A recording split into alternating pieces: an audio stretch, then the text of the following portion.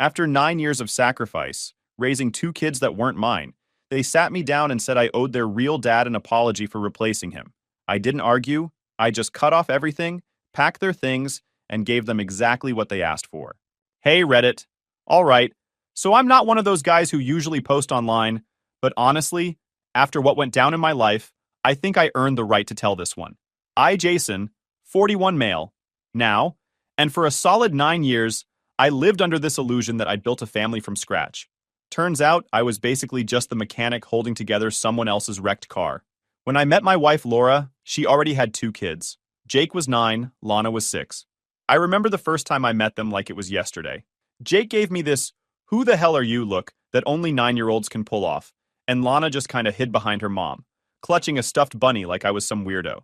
I didn't blame them. Their real dad, John, was still floating around somewhere, showing up whenever he remembered he had kids. Laura told me he was trying to be better. Translation, he called twice a year and sent shoes he probably couldn't afford. The man had all the commitment of a Wi-Fi signal in a tunnel. Still, I stepped in. Nobody forced me. I knew what I was signing up for. I told myself I wasn't just marrying Laura. I was marrying into the whole situation. I wanted stability, structure, something real. She was fun, smart, good-looking, and the kids, well, they needed a dad, whether they admitted it or not. The early days were awkward. Every move I made felt like walking on eggshells. Jake tested boundaries constantly, back-talking, ignoring chores, the usual "you're not my dad" attitude. Lana was easier. She'd draw me pictures and leave them on my desk, little stick figures of us holding hands. But Jake? Man, that kid was a challenge. There was this one dinner where Laura tried to get everyone to say grace, and Jake mumbled, "Why do we gotta do this?" Dad never made us. The look Laura gave me could have melted steel. I just smiled and said, "Well, maybe that's why I'm here, to upgrade the software." And he didn't get it, but Laura cracked up. That was my thing. Handle chaos with sarcasm and keep my cool. And you know what? Eventually, it worked. I wasn't their father by blood, but I earned that title by consistency. I was the guy who showed up, the one who made sure their science projects didn't look like they were built by raccoons, the guy who sat in the bleachers during soccer games while John was probably out finding himself again. I paid for school supplies, food, doctor visits, birthdays, vacations, basically everything. Laura worked, but I carried the heavier load. Didn't complain. That's what men do, right? Handle it. I wanted those kids to have the kind of life that didn't feel like a broken home. We weren't filthy rich or anything, but we had structure. Dinner together every night, movie nights on Fridays, small road trips during summer breaks, and slowly, things started to feel right. Jake started warming up. I'd catch him asking me for advice, or tagging along when I went to the hardware store. There was a moment I'll never forget. It was his first soccer tournament, after I started coaching his team part-time. He scored his first goal, turned around, pointed right at me in the stands, and yelled, "That's my dad!" I swear if someone had told me to run into traffic right then, I would have done it smiling. That one sentence made every late-night shift and every "you're not my dad" argument worth it. John, though? That guy was like a ghost that occasionally left footprints. He'd call maybe twice a year, promising to visit soon, then vanish again. No child support, no effort. But whenever he did pop in, he'd act like some kind of celebrity.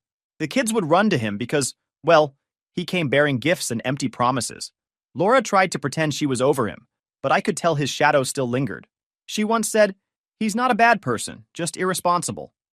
I said, "Yeah, and I'm not broke, I just hate money." She laughed, but we both knew she was defending someone who deserved zero defense. Looking back, all the signs were there.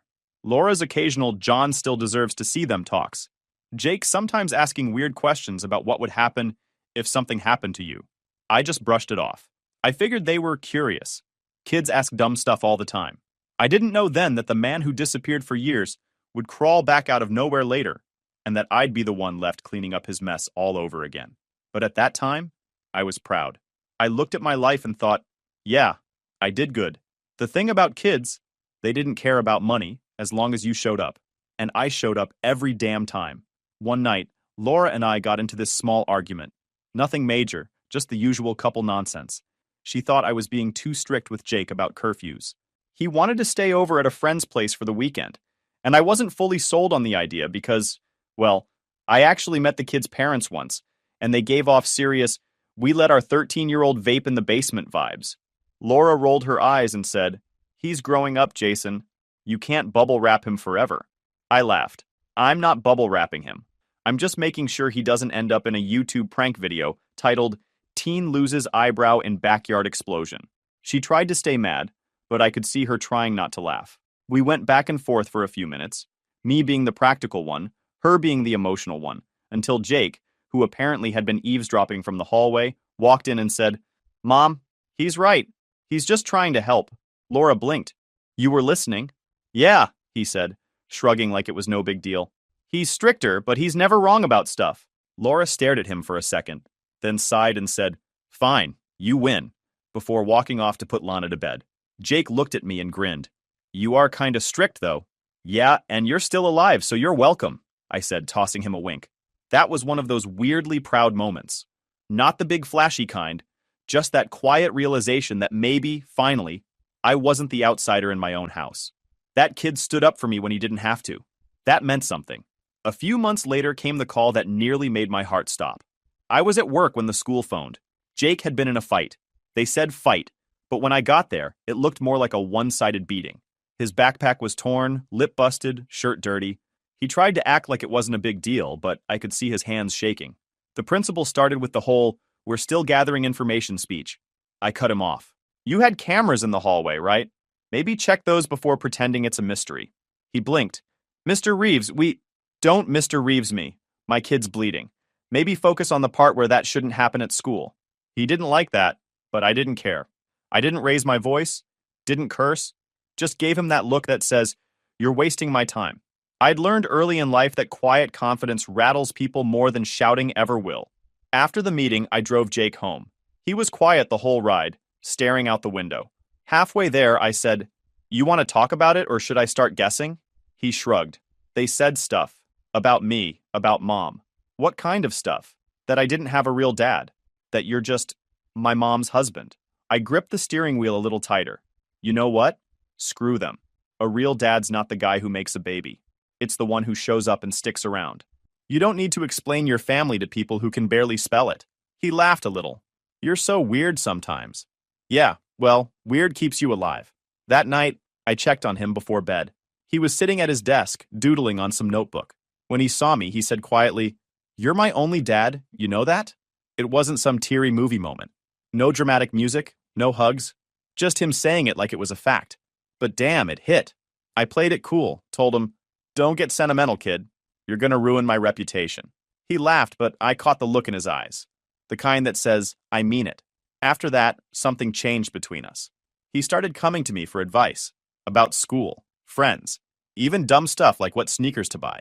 We'd watch sports together, argue about teams, trash talk each other like best friends. It felt real.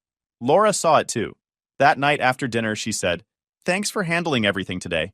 I kind of froze up when the school called. She smiled, soft this time, genuine. "You're good for him, Jason." For both of them. And for once, I believed her. For that brief stretch of time, everything was perfect.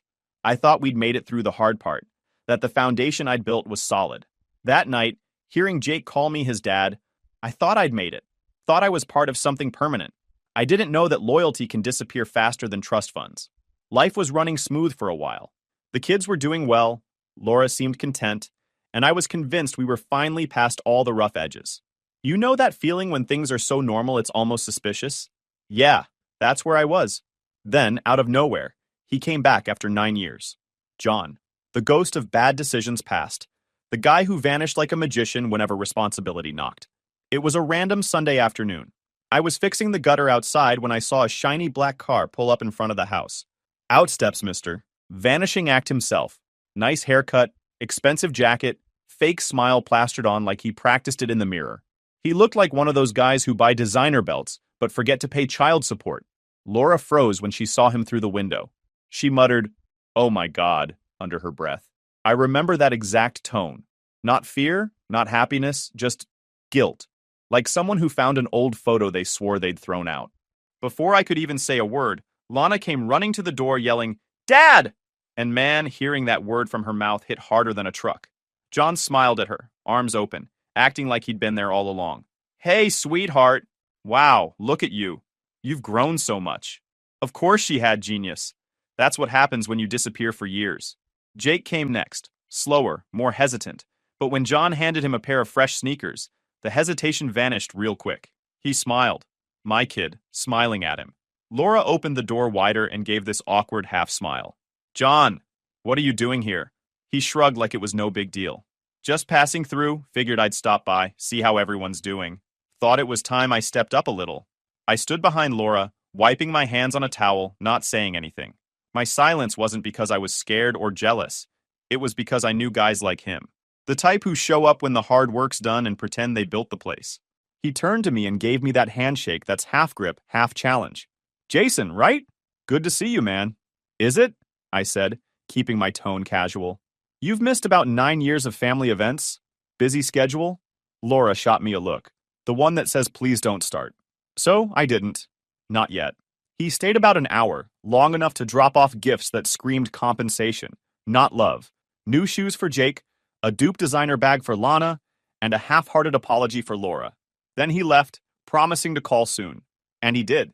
He started showing up every weekend after that, always with something flashy, tickets to amusement parks, gaming consoles, sneakers that cost more than my car insurance.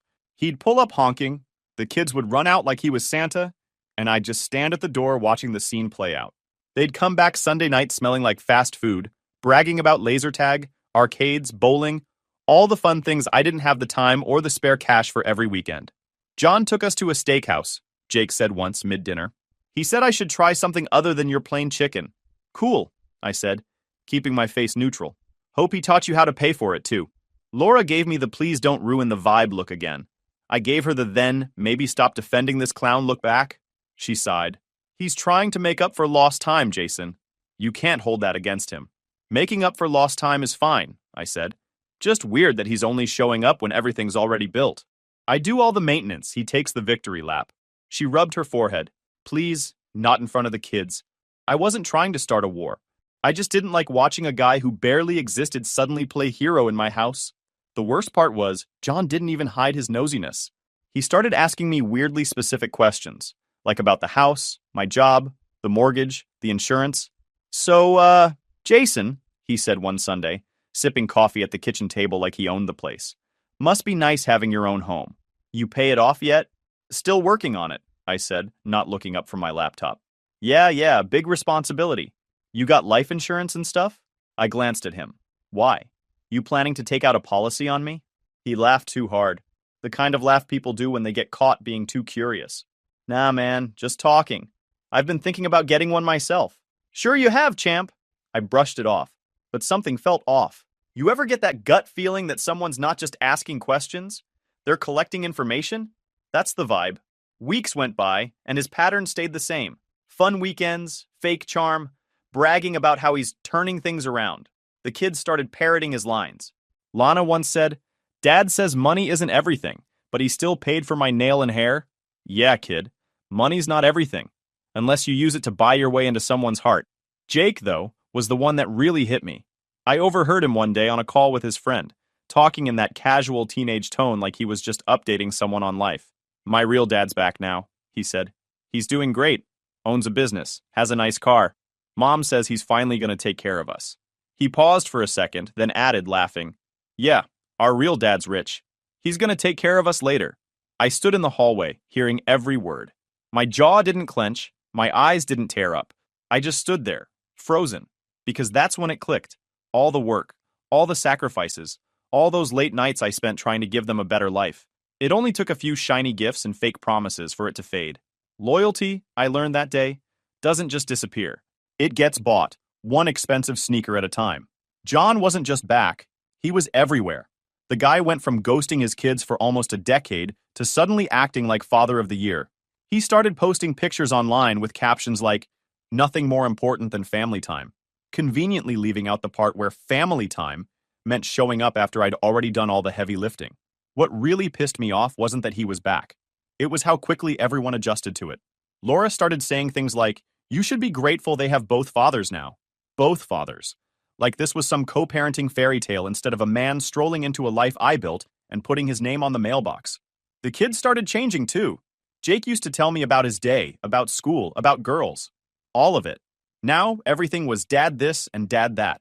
John took him shopping, John got him a new watch. John said he could help him get into college. Lana was no better. She started calling me Jason again. Not Dad, just Jason. And every time she said it, it felt like someone erased another year of my life with them. One night, I came home from work and found them all in the living room. Laura, Jake, Lana, sitting on the couch like they'd been waiting for me. The TV was off. That's never a good sign. Laura said, "We need to talk." My first thought was, okay, what did John screw up this time? But then I saw their faces. Not angry, not sad, cold, like I was some stranger who wandered into their house. Jake started it, voice steady but rehearsed. "We've been thinking about stuff, about how things have been all these years." "Stuff like what?" I asked, crossing my arms. He looked right at me. "You took advantage of us." I laughed. I couldn't help it. "What?" Lana chimed in, serious as a judge. "When we were little, we didn't have a dad, and you made us depend on you. You acted like we had to love you because we didn't have anyone else." Laura didn't say a word, just sat there staring at the floor. Jake kept going. "You made us feel like we owed you something, like you were some hero. But you're not. You just wanted to play dad because it made you feel important." I swear for a second I thought this was some kind of prank. I actually looked around expecting cameras to pop out. "You think I wanted to take over?" I said, trying not to lose it. "You think I worked double shifts and coached soccer for the ego boost? You're welcome, by the way, for every birthday, every doctor visit, every time your real father didn't show." Jake snapped back. "Stop calling him that. He is our real father. We're from his blood." Lana nodded. "Yeah, you were just filling in until he came back. That one hit different. Filling in. Like I was a damn temp worker in my own home." Laura finally spoke, barely above a whisper. "They're just trying to express how they feel." "Express how they feel?" I said, staring at her. "They just accused me of emotionally manipulating them. You're really gonna sit there and let that slide?" She didn't answer. Didn't even look up. Jake leaned forward, voice shaking but firm. "You owe Dad an apology for trying to take his place." "An apology," I repeated slowly, like I was testing the word. "Yeah," Lana added. "You made us call you Dad when we already had one." I laughed again. Not the funny kind, the kind that happens when your brain refuses to process stupidity. "Right. So let me get this straight. I feed you, clothe you, pay for school, fix every mess, and now I'm supposed to say sorry to the guy who left you?" Jake's jaw tightened. "He didn't leave us. He was struggling. You just took advantage while he wasn't around." That was it. The words I'd never imagined hearing. Took advantage. For years, I killed myself trying to make their lives stable. Missed promotions, canceled trips, drained my savings, all so they'd never feel abandoned again. And now, in their heads, I was the villain who preyed on their weakness. I looked at Laura, hoping for something. Even a small sign she disagreed. But she just stared at her hands. No defense, no correction, nothing. That silence broke something in me. You can argue with lies, you can fight back against insults, but silence? Silence means they've already decided what you are. I stood up, calm, controlled. Years of frustration burning quietly in my chest. "All right," I said. Jake frowned. "All right, what?" "All right," I repeated, nodding slightly. "You want me to apologize?" "Fine." They all looked surprised, maybe even relieved, like they thought they'd won something. But what they didn't know was that all right wasn't surrender. It was the sound of a man making peace with walking away. I looked at Laura one last time. "You know, I used to think family meant sticking it out no matter what. Turns out it just means knowing when you're not needed anymore." Lana looked confused. "So, are you sorry or not?" I smiled. "You'll find out soon enough." Then I walked out, quietly. No yelling, no slamming doors, no final speech. Just left the room and went upstairs. They probably thought I was sulking or cooling off. They didn't know that in that silence I'd made my decision. That night I didn't lose my temper. I lost my patience. And once a man like me runs out of that, there's no fixing what comes next. I didn't sleep that night. I just sat there in my office, the same room where I'd helped Lana build her volcano project and where Jake once fell asleep doing algebra.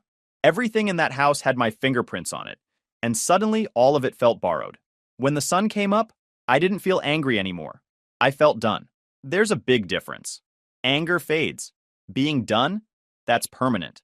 I made myself coffee, sat down at the desk, opened my laptop, and started cutting every tie that linked me to them, one by one. Jake's college fund? Gone. I'd been putting money in it since the day I married Laura. 9 years of saving, planning, working extra hours. I killed the 529 I owned and shut off every auto deposit. No warning, no speech, no second thoughts. Next was Lana's list of activities. Dance lessons, summer programs, all those optional things that somehow became expected. I opened my email, pulled up the receipts, and canceled every single one. Then came the credit cards, the ones Laura and the kids used freely. Lana had one linked to the App Store. Jake had his for emergencies, which apparently meant fast food and sneakers. I shut them all down. Even the small stuff, streaming accounts, subscriptions, meal kits, family plans, all gone. Every convenience I had funded, every luxury they took for granted, wiped clean. I wasn't doing it out of spite. I was doing it because they made it clear I was no longer part of their story. I was just the background noise they'd gotten used to. Once the accounts were settled, I went to the cabinet and pulled out every document I had. Receipts, invoices, bills, tax forms. Every cent I'd spent since the day I stepped into that house. Doctor visits, school trips, braces, car repairs, groceries, all of it. It took hours, but I organized everything into a neat binder. On the cover, I wrote in bold marker, "Everything you owe." When I was done, the total stared back at me like a number carved into stone. $314,278. 9 years of being their safety net, condensed into black and white. Around noon, I started packing. Not my stuff. Theirs. Jake's shoes, his sports gear, his gaming console. Lana's toys, books, stuffed animals, clothes. I boxed up every single thing I had bought. The house looked emptier with every trip to the truck, but it also felt lighter. Laura must have heard the noise because she came downstairs halfway through. "What are you doing?" I didn't even look up. "Giving you exactly what you wanted." "Jason, this isn't funny." "Who's joking?" I taped up another box. "You said I took advantage of vulnerable kids?" "So, I'm fixing that. I won't be part of their lives anymore. Don't worry. John can handle it." Her face went pale. "You can't just—" "Sure I can." I cut her off, calm as ever. "You made your choice when you said nothing. You let them call me a liar in my own home. You stayed quiet, Laura. That's worse than agreeing with them." She stood there frozen. Not a single apology. Not even a wait. By 2 o'clock, the truck was full. Every piece of evidence of my existence as their father, packed tight and ready to be delivered. Before I left, I took out my phone and typed a message to John. "Pick them up today. They only listen to you. No punctuation, no emojis, no explanation. Just facts." 10 minutes later, he replied, "Are you serious?" I didn't bother answering. I was already on the road. His apartment was smaller than I expected. Old paint, leaky balcony, the kind of place that smelled like cigarettes and takeout. All that flex, shiny car, designer jacket, big shot attitude, and he lives like a broke TikTok guru. I carried each box inside myself. He stood there, panicking, trying to keep up. "What is all this?" he said, voice cracking a little. I set the last box down, placed the binder on his counter, and said, "Everything I've paid for over 9 years. You're their real dad, right? Time to step up." He opened the folder, skimmed through the receipts, and his mouth dropped open. This can't be right. "It's all there," I said. "You wanted to be the father. Congratulations. You just inherited the bill." He tried to stop me when I turned to leave. "Wait, Jason, you can't just dump them on me like this." I looked him dead in the eye. "They're yours now." He said something else, but I didn't hear it. I was already halfway down the hall. On the drive back, my phone buzzed. A text from him saying he was heading over to pick up Laura and the kids. I didn't drive home right away. I parked by a diner, ordered black coffee, and just sat there staring out the window. For the first time in years, I felt peace. Not happiness, not relief, just silence. When I finally got back, Laura was packing too. Guess she didn't waste any time. She looked at me once, then back at the boxes. "I'll move in with John for a while. He said he can help." "Perfect," I said. "Then you're right where you belong." She flinched like I'd slapped her, but she didn't argue. I'd already printed out the separation agreement, basically the first step toward divorce. She didn't even read it, just scribbled her name and walked out. No tears, no apologies, no regret. Just a woman walking away from everything I built, convinced her ex, the same guy who abandoned her, was suddenly her savior. Jake and Lana didn't even come inside. They waited in John's car, probably too embarrassed or too proud to face me. I watched them drive off, the taillights disappearing down the street. That was the last time I saw them as my family. I didn't yell, didn't cry, didn't chase after them. I just locked the door and looked around the house. Empty walls, quiet rooms, no laughter. But for once, it didn't feel lonely. It felt earned. They said I took advantage of them when they were vulnerable, but all I ever did was show up when no one else did. And if that's a crime, then fine. I'll take the sentence. As I stood there, everything hit me all at once. The years, the money, the effort, the love that went nowhere. And then it just evaporated. They wanted their real dad. Now they got him. After they left, the house felt like it could finally breathe again. No yelling, no slammed doors, no one asking me to transfer money or fix something that broke because they ignored my advice. Just me, my coffee maker, and the quiet hum of a place that was finally mine again. The first couple weeks I stayed busy, went back to hitting the gym before work, cooked for myself, even fixed up the backyard shed into a small workspace. For the first time in forever, my life wasn't about managing everyone else's problems. It was about mine, and it was quiet, simple, predictable. Then, about 2 months in, I started hearing things. Not from them directly, they didn't reach out, but through people who couldn't mind their own business. A friend from my old job texted me, "Hey, isn't Laura your ex? Saw her at the store the other day. She looked stressed. Said her guy's been out of work for a bit." I just replied, "Not my circus anymore." Still, it got me thinking. Turns out, John's comeback story wasn't holding up so well. The job opportunity he bragged about turned out to be nothing more than part-time work at a dealership. His spending habits didn't change, though. He still played the role of big man, dinners, gadgets, little splurges he couldn't afford, until the money dried up. And when the money goes, so does the fun. Word got around that Laura and John were arguing a lot. The same woman who told me I was too strict was now complaining that John was too unreliable. Life's got a sense of humor like that. Jake, from what I heard, quit talking about college completely. The kid who once dreamed of being an engineer was now flipping burgers to help his real dad with bills. That part stung a little, but not enough to make me regret what I did. Lana dropped out of her activities too. No dance classes, nothing. She stayed home a lot, apparently glued to her phone. Laura's sister told someone that she'd been acting different. But honestly, how could she not? The whole fantasy world they built around John was collapsing. I didn't gloat. I didn't celebrate. I just went about my days, quietly watching life play out exactly how I warned it would. Then, one night, it happened. The call. It was around 10:30. I'd just finished watching a game, and my phone buzzed. Laura's name popped up on the screen. I hadn't seen it in months. For a second, I thought maybe she dialed the wrong number. But curiosity got me. I answered. Her voice was trembling. "Jason?" I leaned back in my chair. "Who is this?" "Please," she said. "I know you don't owe me anything, but I need to talk." There was something in her tone. Desperation. Exhaustion.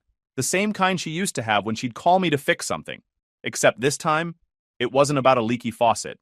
"What's wrong?" I asked, even though I already knew it had to do with John. "He's gone," she said quietly. "John left, just packed his stuff and disappeared. The kids don't know what to do. Jake's angry all the time. Lana barely speaks." I didn't say anything. Just waited. She kept talking. "He was never planning to stay, Jason. You were right about everything." Her voice cracked. "He only came back because he thought you'd adopted them." That made me sit up. What does that have to do with anything? He thought if he reconnected with them, he'd benefit from you. Maybe get some financial edge, use the kids as a bridge. I don't even know. I laughed, but it wasn't the funny kind. So, he didn't come back for them. He came back for me. Or what he thought he could get from me. She started crying. When he found out they weren't legally yours, that everything was still in your name, he stopped trying. The next morning, he was gone. I let that sit for a moment. All those years of trying to be the man John refused to be, and he only returned because he thought I'd built something he could cash out of. Laura sniffled on the other end. "I was wrong about you, Jason. I see that now." "Yeah," I said quietly. "Took you long enough." "I don't expect forgiveness," she said. "But Jake, he's lost. He said he misses you. He won't say it out loud, but I can tell. He realizes now what you were trying to do for him." I didn't respond. There was nothing to say. "Can you at least talk to them?" she asked. "Please.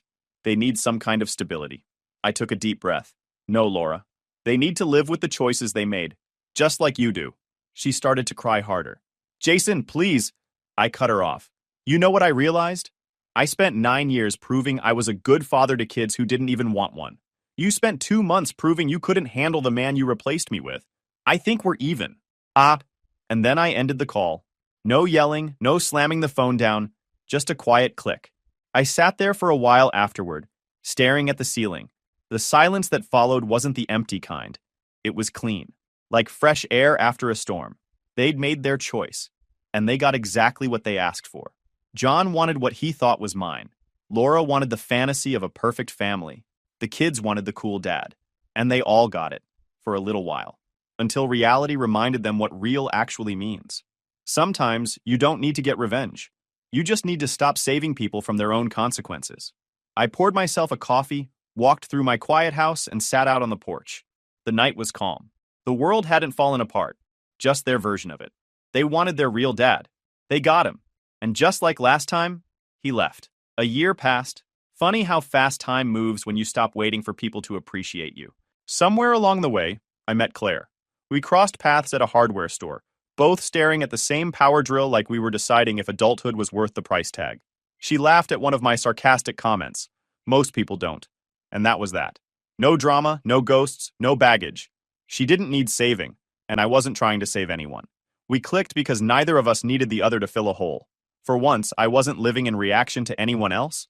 I wasn't cleaning up after people who took my effort for granted. I wasn't explaining my worth. I was just existing, and it felt better than any apology could. Then, one day, I ran into them.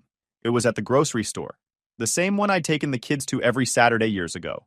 I was picking up a few things: coffee, pasta, dog food for Claire's golden retriever, when I saw them at the far end of the aisle. Laura looked smaller. Not physically, but in presence. Her face had lines that weren't there before. The kind that come from exhaustion, not age. Her hair was pulled back, messy, and she was arguing quietly with Lana, who stood beside her holding a basket that looked too heavy for her to bother with. Jake was a few steps behind, older now, but with eyes that had lost that spark he used to have. He spotted me first. For a second, our eyes met.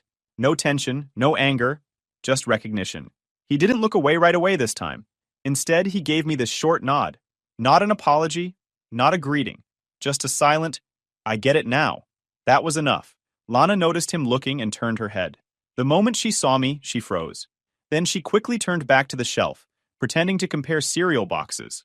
It stung for about half a second, then it didn't. Kids grow up. They learn the truth eventually, even if they can't say it out loud. On my way out, I passed Jake again. He didn't say a word, but he gave me that same look, one that said he finally understood what being a real man meant. I nodded back, then pushed my cart toward the exit. Outside, the air felt different. Not lighter, not heavier, just mine. I loaded the groceries into my car, sat there for a minute, and thought about everything that happened. 9 years of my life spent building something that was never really mine. And yet, I didn't regret it, because now I knew the difference between love and servitude, between loyalty and self-sacrifice. I used to think walking away made you heartless. Now I know it just means you finally stopped volunteering for your own misery. John showed them fake love and walked away. I showed them real love and did the same. The only difference is I never came back. And that, right there, is the piece I was looking for all along. YouTube just dropped this new hype feature. If you're hooked on this story, smash that hype button. It tells YouTube this video deserves to blow up, and it keeps even crazier stories coming your way.